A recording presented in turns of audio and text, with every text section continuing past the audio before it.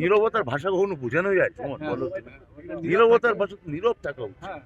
নীরবতার ভাষা কখনো শব্দ দিয়ে বুঝিয়ে বলা যায়?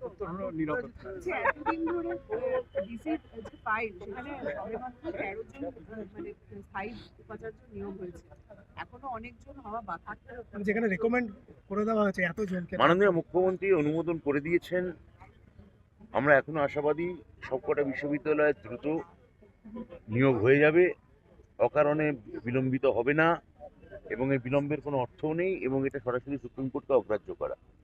মাননীয় মুখ্যমন্ত্রী তিনি ধৈর্য দেখাচ্ছেন, তিনি সৌজন্য দেখিয়েছেন। আমরা আপাতত চাইব যে এই নিয়োগগুলো তাড়াতাড়ি হয়ে যাক এটা নিয়ে, কারণ সমস্ত বিশ্ববিদ্যালয়ের কাজ আবার শুরু হয়ে গেছে, যে অচল অবস্থা ছিল। কিছু বিশ্ববিদ্যালয় বাকি আছে। এটা রাজ্যের উচ্চশিক্ষা ক্ষেত্রে এই ধরনের বাধা আমাদের, এটা আমরা যথেষ্ট, আমরা এটা যাকে বলে সয়েছি।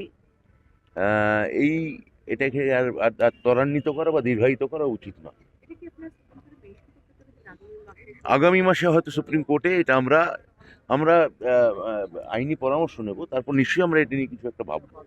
26,000 চাকরি বাতিল মামলা সুপ্রিম কোর্টে আজকে শুনানি হয়েছে, সেখানে সিবিআই যে মিরর ইমেজগুলো উদ্ধার করেছিল সেগুলো আদৌ সত্যি কিনা এই নিয়ে প্রশ্ন উঠে গেছে, ফলে পুরো প্যানেলই সংশয়ের মধ্যে। দেখুন, এটা তো এখনো দুটোই আবার পরবর্তী শুনানি শুরু হবে, তো একটা শুনানি চলছে।